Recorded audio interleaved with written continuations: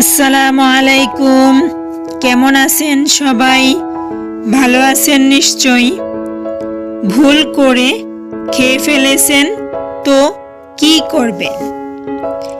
ভুল করে ভাত, মিষ্টি, বিরিয়ানি খেয়ে ফেলেছেন বা মা জোর করে অথবা বেড়াতে গিয়ে কিটু খাবার ছাড়া অন্যান্য খাবার খেয়ে ফেলেছেন। চিন্তা করছেন আমি এখন কি করব? আমি কি কিটোসিস থেকে আউট হয়ে যাব? আমার ফ্যাট বার্নিং কি বন্ধ হয়ে যাবে? এরকম অনেক চিন্তা ভাবনাই আমরা করে থাকি। এ সম্পর্কেই আজকে আমরা আলোচনা করব। আমরা কিটোজেনিক ডায়েটে অনেক সময় চিট করি। নন কিটোজেনিক খাবার অথবা হাই কার্বোহাইড্রেট জনিত খাবার সেগুলো আমরা খেয়ে ফেলার পরে অনেক আফসোস করি যে এই খাবারগুলো খেয়ে ফেললাম, এখন আমার কি হবে?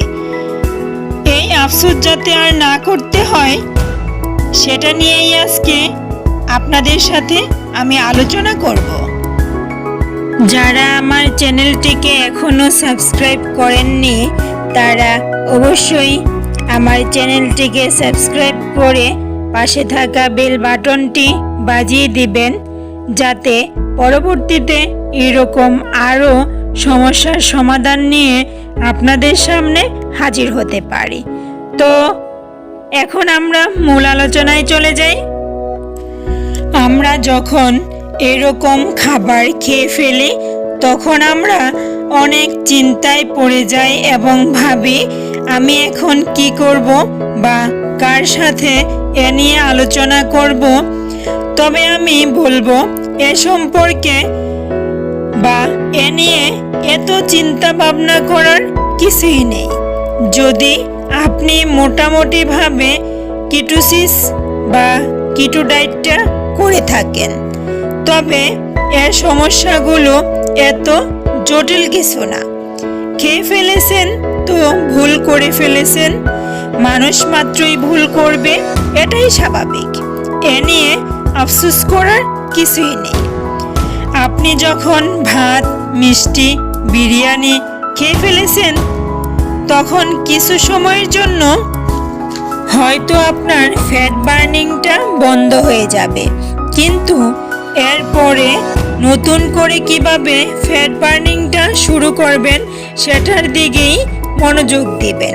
আপনি আবার কিভাবে কিটোন বডিতে পৌঁছাতে পারেন সেদিকেই তাকান। যারা অনেক ওজন কমিয়ে ফেলেছেন তাদের ক্ষেত্রে স্পেশালি চিন্তা করার কোনোই কারণ নেই। আপনার শরীর খুব সহজেই এটা ওভারকাম করতে পারবে। আমি দুটো দিকের কথা বলবো। একটা হলো আপনি কিটোসিস থেকে আউট হয়ে গেছেন, অর্থাৎ আপনার শরীর পুরোপুরি কার্বোহাইড্রেটে চলে গেছে। আরেকটা হলো আপনি কিটোসিস থেকে আউট হন নাই, কিন্তু কিছু সময়ের জন্য আপনার শরীরের ফ্যাট বার্নিং বন্ধ হয়ে গেছে। দুটোই হতে পারে। আপনি যদি কিটোসিস থেকে আউট না হন তবে এ নিয়ে আপনার টেনশন করার কোনোই দরকার নেই। এক্ষেত্রে সমাধান হচ্ছে ইন্টারমিডিয়েট ফাস্টিং করা।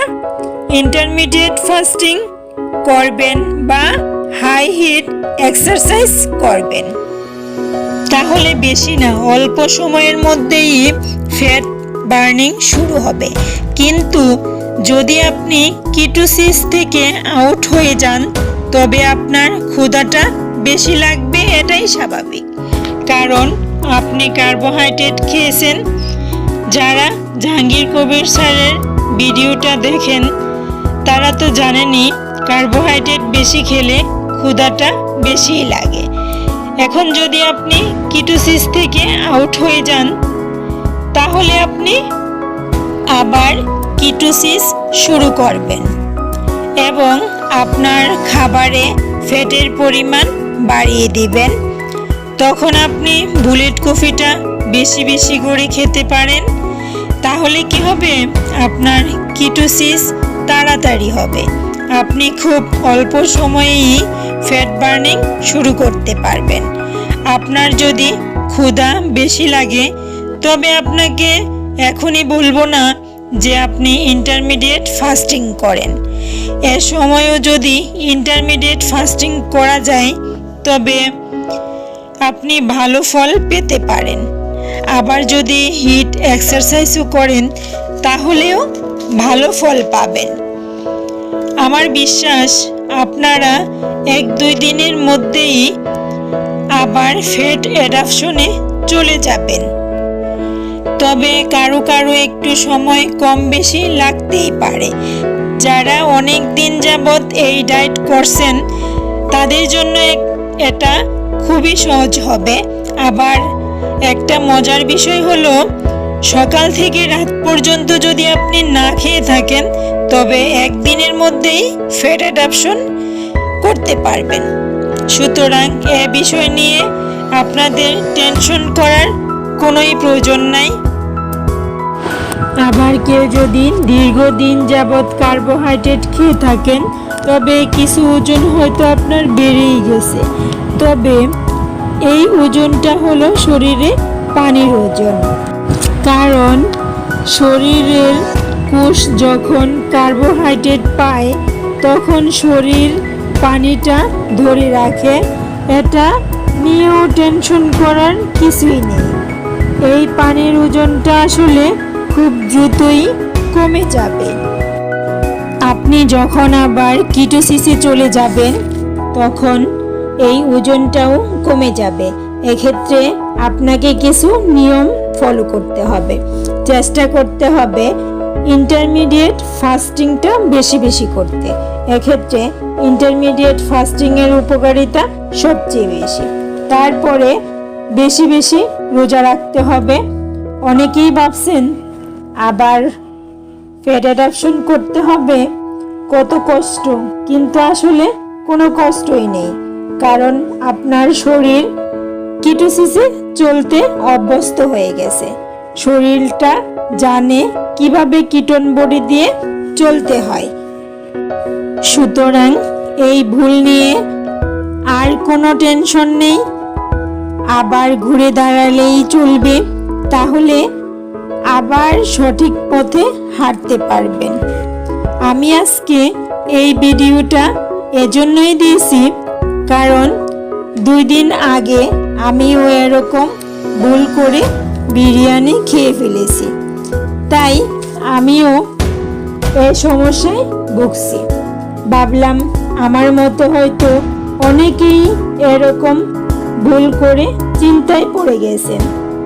আমিও আজ আবার এভাবেই ঘুরে দাঁড়ালাম, তাই আপনাদের সাথে শেয়ার করলাম।